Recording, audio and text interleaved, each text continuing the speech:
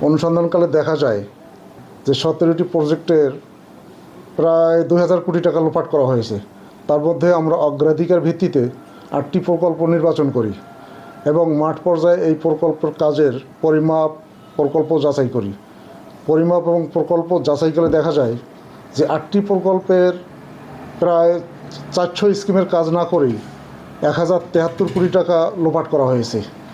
আমি এই লোপাট অভিযোগের সত্যতা পেয়ে আমি নিজেই বাদী হয়ে 8টি মামলা দায়ের করি এবং এই 8টি মামলায় 27 জনকে আবার আসামিভুক্ত করা হয়।